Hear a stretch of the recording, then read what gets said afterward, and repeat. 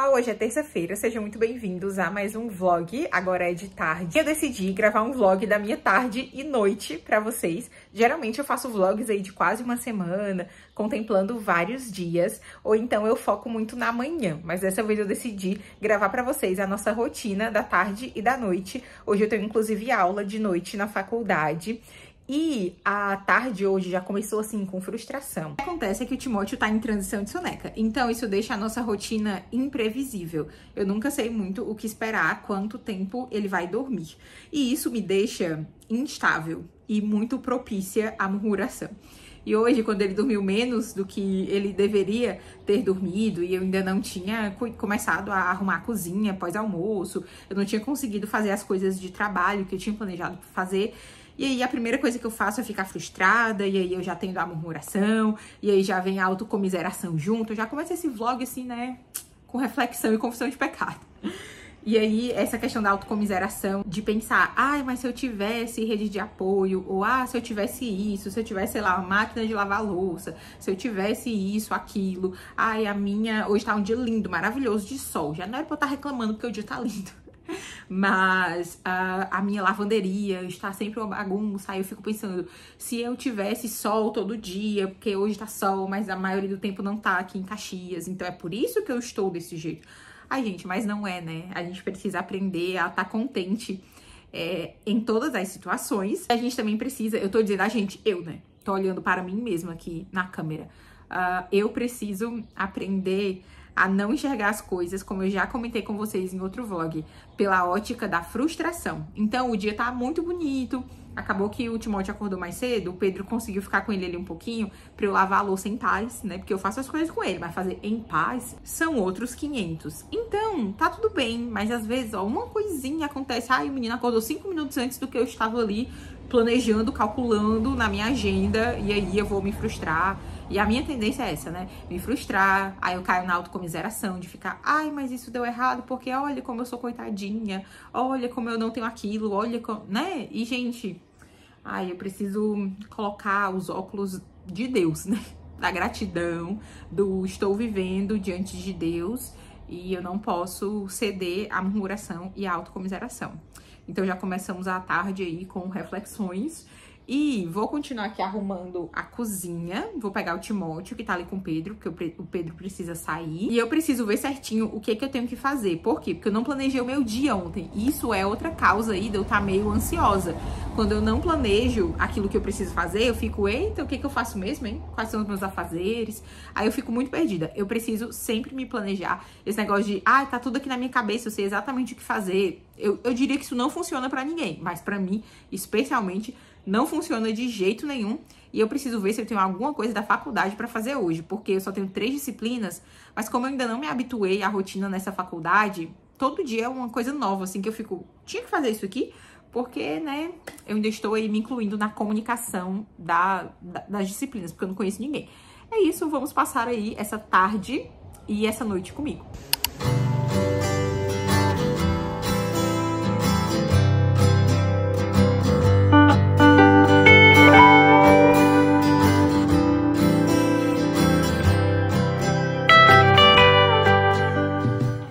Terça-feira, eu completo 29 dias do desafio sem açúcar. Fiz um bolinho de milho, que eu já tinha feito semana passada. Na verdade, eu acho que essa é a terceira vez que eu faço esse bolinho de milho. Ele é muito, muito bom mesmo. Eu vou deixar a receita aqui no box de descrições. E estamos quase lá, né? Quase fechando aí os 30 dias sem açúcar. Eu quero trazer um apanhado depois de como foi essa experiência.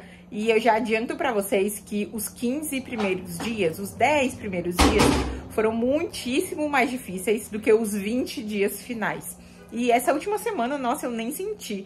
Eu nem lembrei de açúcar. Claro que agora que tá se aproximando o dia em que eu vou voltar a comer açúcar de novo, eu fico pensando no que eu vou comer, sabe? Que bolo que eu vou fazer, será que eu vou comprar alguma coisa? Então eu penso nisso, mas eu não penso de, ai meu Deus, que vontade desesperada de comer açúcar. Então, sem dúvidas, essa foi uma das principais mudanças desse tempo sem açúcar.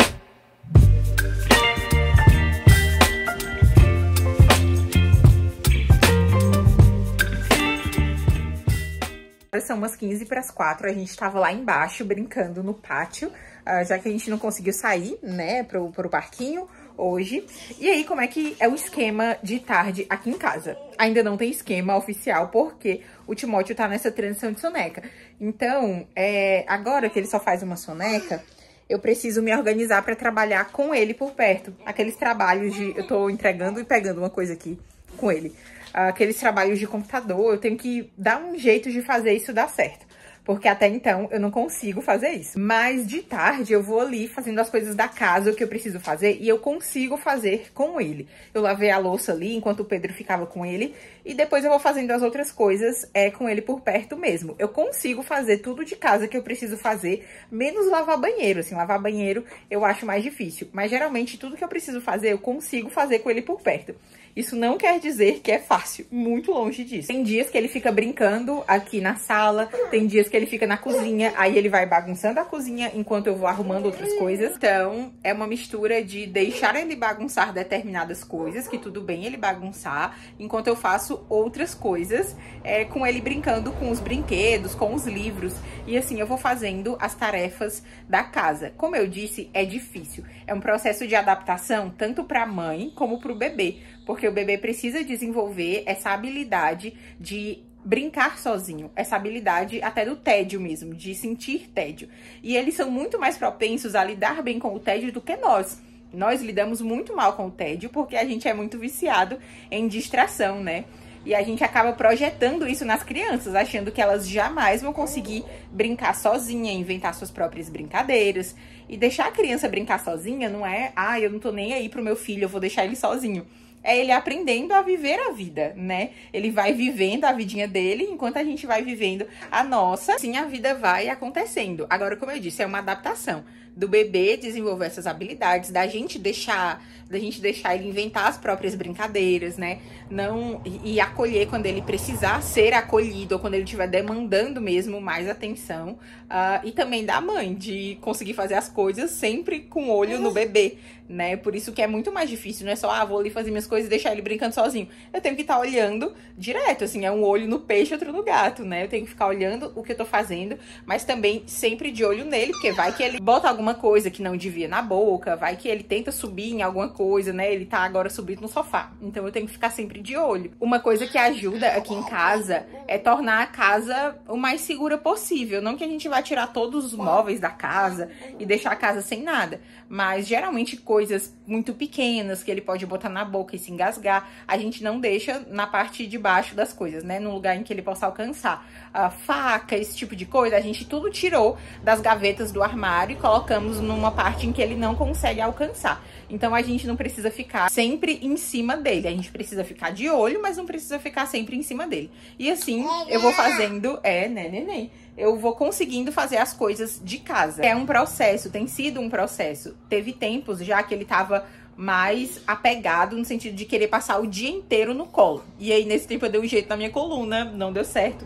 Tive que fazer fisioterapia. E aí eu voltei a trabalhar com ele essa questão do brincar sozinho, do usar a imaginação, usar a criatividade. Porque a gente pensa que, não, dessa idade não tem criatividade, não usa a imaginação.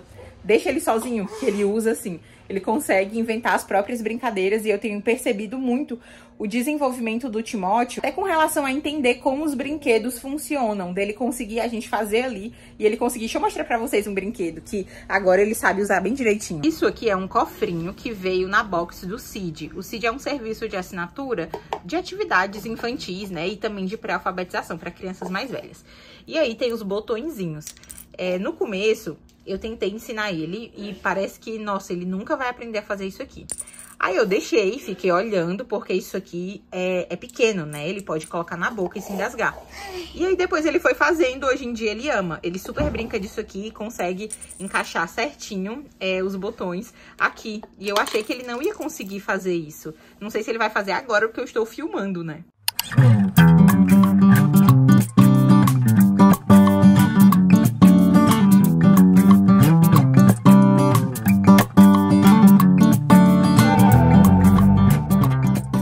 Agora são 7 da noite, eu coloquei o Timóteo pra dormir às 6, porque ele acordou bem mais cedo da soneca, então ele tava morrendo de sono. Geralmente eu coloco ele pra dormir 6h40, 7 horas, mas ele tava com bastante sono, então eu coloquei ele pra dormir às 6.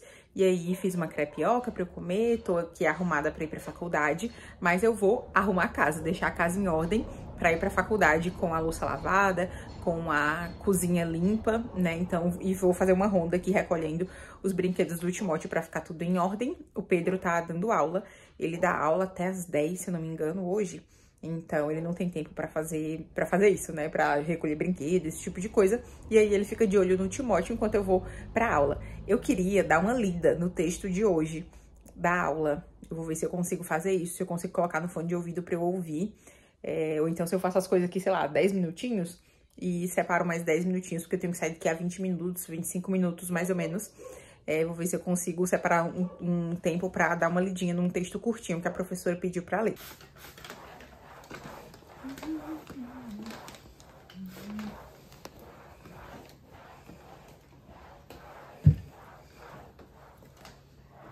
Dei uma arrumada aqui na cozinha e também guardei os brinquedos do Timóteo. Eu ia ler o texto pra hoje, só que eu entrei no site, né, no sistema da faculdade, e eu vi que esse texto não é pra hoje. Na verdade, hoje a gente vai falar sobre avaliação, e, enfim, vai ter aula, mas vai ter um negócio de um trabalho também, que a gente vai decidir como é que vai ser. A aula de hoje é de opinião pública, então é uma coisa bem aplicada à comunicação. E essa aula é muito cheia, porque tem gente da comunicação, do jornalismo, da publicidade, relações públicas, fotografia, se eu não me engano. Tem gente até da economia. Tem muita gente nessa aula, quase que não cabe. E eu sempre chego, assim, em cima da hora, porque eu tenho que fazer tudo isso, né? Tenho que botar o menino pra dormir, tenho que limpar a cozinha, tenho que guardar brinquedo, tenho que lavar louça, guardar louça, tem muita coisa pra fazer. E eu vou a pé pra faculdade, então eu chego lá, assim, bem em cima da hora e quase que não tem lugar pra eu sentar. E falando um pouquinho mais da minha rotina na faculdade, eu tenho aula na terça, na quarta e na quinta, são aulas presenciais. Esse semestre eu faço essas 3 cadeiras e tem sido desafiador fazer as 3 presencialmente. Semestre passado eu só tinha uma presencial, esse semestre eu tenho 3, tem sido bem desafiador, mas quando eu chegar da faculdade eu falo mais sobre isso com vocês.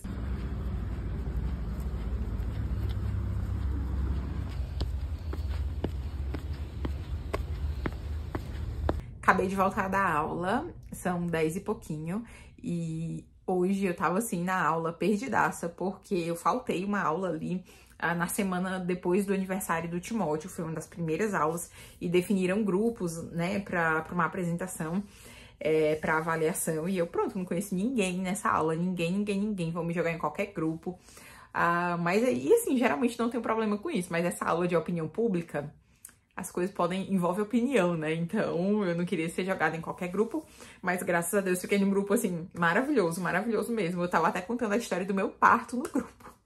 Do nada, com pessoas que eu não conheço, mas enfim, o assunto chegou em parto, né? Mas vou me preparar pra dormir. Nesses dias em que eu tenho uma aula, a coisa, né, a rotina fica bem mais intensa.